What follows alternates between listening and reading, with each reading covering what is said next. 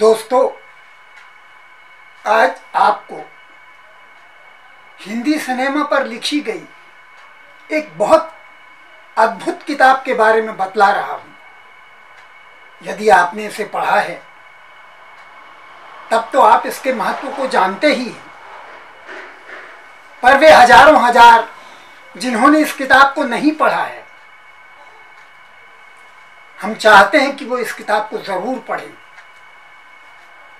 यदि वे हिंदी सिनेमा की शुरुआती जमीन के बारे में जानना चाहते हैं तो इस किताब से बेहतर उन्हें शायद ही कोई दूसरी किताब मिले। हिंदी में ही नहीं, अंग्रेजी में भी, और शायद अंग्रेजी में तो बिल्कुल नहीं। यह हिंदी सिनेमा पर लिखी गई सन 2002 में सारांश प्रकाशन द्वारा प्रकाशित हिंदी सिनेमा पर लिखने वालों के पुरोधा श्री शरद दत्त द्वारा लिखी गई पुस्तक है ऋतु आए ऋतु जाए, जिसे वे कहते हैं हिंदी फिल्म संगीत के पुरोधा अनिल विश्वास की जीवन यात्रा। जो हिंदी सिनेमा संगीत के आशिक हैं वो जानते हैं कि हिंदी सिने संगीत को जिन्होंने पहली बार हिंदी के सिनेमा का वास्तविक संगीत के रूप में रूपाकार प्रदान किया, वे हैं अनिल विश्वास, जिनमें हिंदुस्तानी संगीत गूंजता है, जिनमें हिंदुस्तानी संगीत की गरिमा हमारे सामने आती है। इस किताब पर पहला राष्ट्रपति स्वर्ण पदक मिला था शरद दत्त जी को, और इसके बाद उनकी जो दूसरी किताब आई थी, जो हिंदी के गायकों के आदि पुरुष कुंदन लाल सहगल की जीवनी थी, जिसका शीर्षक था कुंदन, और जो कई भाषाओं में अनुदित हुई, अंग्रेजी में भी अनुदित हुई, और वे ऐसे लेखक कहलाए जिन्होंने हिंदी में लिखा और उनका लिखा अंग्रेजी में अनुदित होकर सामने आया। इन दोनों किताबों के जो मूल संस्करण हैं वे बहुत खूबसूरती से सारांश प्रकाशन के श्री मोहन गुप्त ने प्रकाशित किए थे, और यह वो किताब है जिसमें उन्होंने संगीत के माध्यम से 1940 से, या इसके भी पहले से 1935 से कहना चाहिए, क्योंकि उन्होंने शुरुआती फिल्में जो उनकी थी वो महबूब खान साहब की बनाई हुई थी, और उन महबूब खान साहब की फिल्में जो 35 में उनकी जो पहली फिल्म आई थी, और उसके बाद 36-37 से वो उनके साथ जब जोड़े हैं तो उनके साथ लगातार वो जोड़ते चले गए, और उनकी कालजयी फिल्मों में, जिनमें औरत, तकदीर, रोटी, ऐसी महत्वपूर्ण फिल्में शामिल हैं, उनमें अनिल विश्वास जी ने संगीत दिया, और वो जमीन उन्होंने तैयार की जिस पर आगे चलकर हिंदी सिनेमा संगीत का भव्य महल खड़ा हुआ। अभी अभी भौतिक रूप से शांत हुई माननीय लता मंगेशकर कहा करती थी कि उन्होंने गायन के बीच में किस तरह सांस ली जा सकती है, ये गुण अनिल विश्वास से ही सीखा था। वे बड़े से बड़े गायक को अपने हुनर से संवारने वाले संगीतकार थे। इसके बावजूद बेहद सरल और बहुत ही उम्दा ढंग से हिंदी सिनेमा संगीत को रूपाकार प्रदान करने वाले एक महत्वपूर्ण संगीतकार थे। स्वयं गायक भी थे और गीतकार भी थे। उनकी जीवनी, उनका जीवन संघर्ष, उनकी फिल्मों में आना और फिल्मों में उनका संघर्ष, ये सब कुछ इतनी खूबसूरती से शरद दत्त जी ने इस किताब में प्रस्तुत किया है कि उसको पढ़े बगैर आप उसका आनंद नहीं ले सकते। मेरे शब्द उनकी व्याख्या नहीं कर रहे, ये मात्र मैं मानता हूं कि आपको सूचित कर रहे हैं। यदि आपने एक किताब पढ़ी है तो मैं कहूंगा कि दोबारा इस किताब को पढ़िए। आप पाएंगे जब रोटी फिल्म की निर्मित से होकर गुजरेंगे तो आप पाएंगे किस तरह अनिल विश्वास ने न सिर्फ उस फिल्म में संगीत दिया, उस फिल्म को क्रियात्मक रूप से बनाने में उनका कितना महत्वपूर्ण योगदान है। जिस आदमी ने उन्होंने फिल्मों से परिचित कराया, जिस आदमी के साथ उनकी बड़ी गहन अंतरंगता हुई, हिंदी सिनेमा के पुरोधा महबूब खान, जिनकी मदर इंडिया आपको जरूर याद है। मगर यदि आप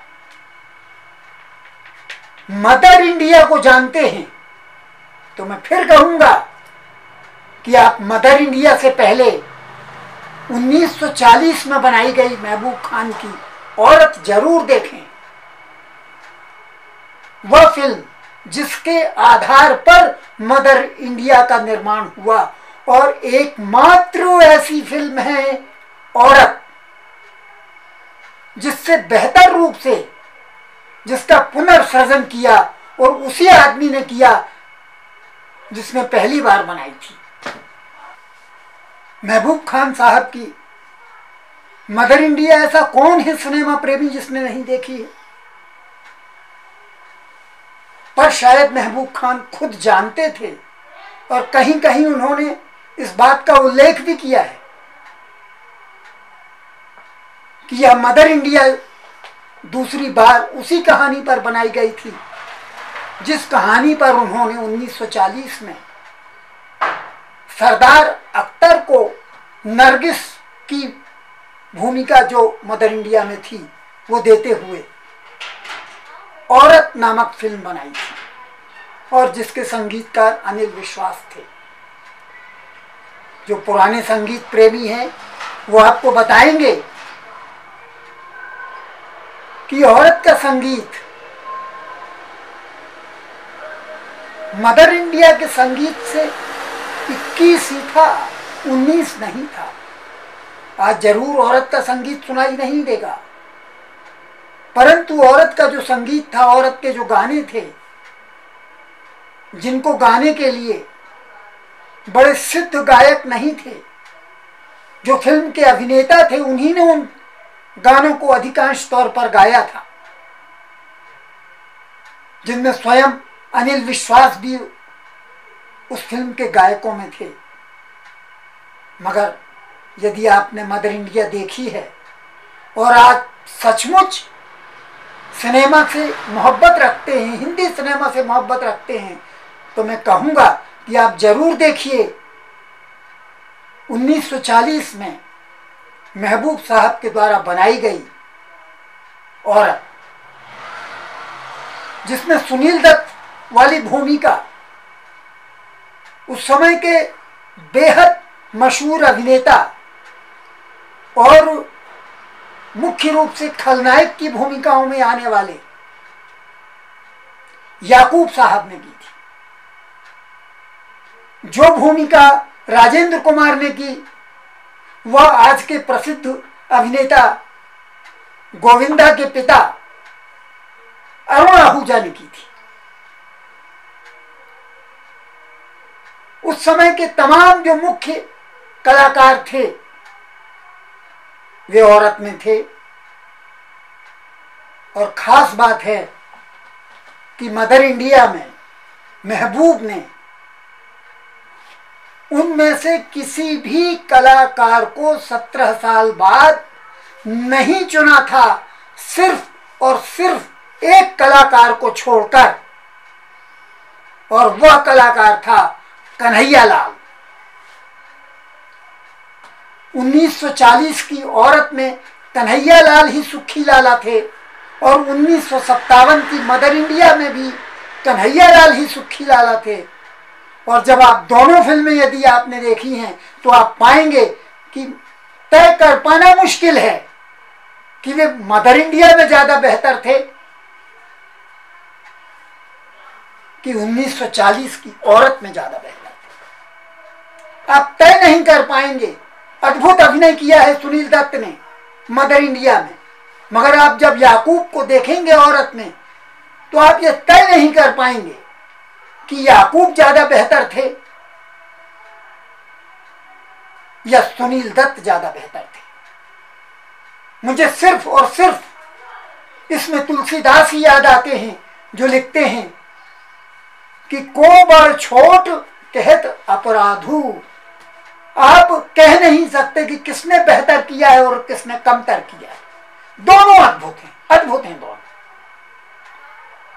और इसी तरह जैसी महबूब और अनिल विश्वास की मोहब्बत का आकलन किया है शरद दत्त ने, वह अद्भुत है। और उतना ही अद्भुत वह दृश्य भी है जब उन दोनों में मोहब्बत के बाद दुश्मनी हुई, और ऐसी दुश्मनी जिसमें उन दोनों ने एक दूसरे के बारे में एक शब्द नहीं कहा, एक शब्द बुरा नहीं कहा। हाँ, दोनों के रास्ते अलग अलग हो गए और ना महबूब खान कम पड़े और ना अनिल विश्वास कम पड़े। अनिल विश्वास ने उसके बाद जिस अद्भुत फिल्म में संगीत दिया वह थी किस्मत, जिसका गीत आज भी भले ही लोग जानते नहीं है कि ये फिल्म किस फिल्म का गीत है, किसने गाया है, क्या इसका महत्व है, मगर आज के राष्ट्रवादी जमाने में तो जरूर सब लोग कहते हैं कि आज हिमालय की चोटी से फिर हमने ललकारा है, दूर हटो दूर हटो दूर हटो ए दुनिया वालों, हिंदुस्तान हमारा है। तो फिल्म किस्मत का यह गीत जिसमें पहली बार अशोक कुमार ने नेगेटिव भूमिका की थी और उसका ही प्रतिरूप अमिताभ बच्चन का एंग्री यंग मैन था, उत्स वही हैं। उसको बहुत खूबसूरती से शरद ने अपनी किताब में उकेरा है, उसके संगीत के महत्व को उकेरा है। और खास तौर से उन्होंने 1942 में बनाई गई फिल्म रोटी की पूरी एक एक रेशे रेशे को उन्होंने अपनी किताब में खोल कर रख दिया।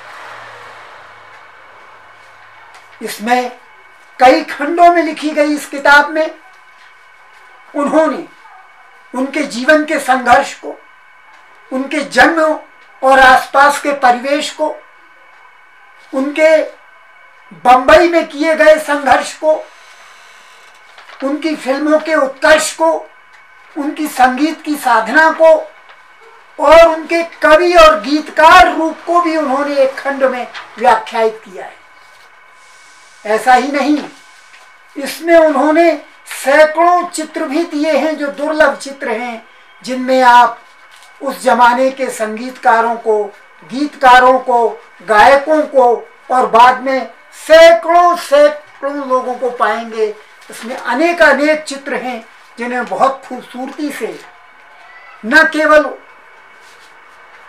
लेखक ने अपितु जो इसके प्रकाशक थे मोहन गुप्त साहब थे, क्या हैं मोहन गुप्त, आज कम से कम 84-85 साल के जरूर होंगे। और मोहन गुप्त बड़े परम मित्र रहे हैं, शरद दत्त के आज भी हैं और अब मेरे भी हैं। और शरद दत्त तो खैर शरद दत्त ही हैं, उनका काम सिनेमा में अद्भुत है।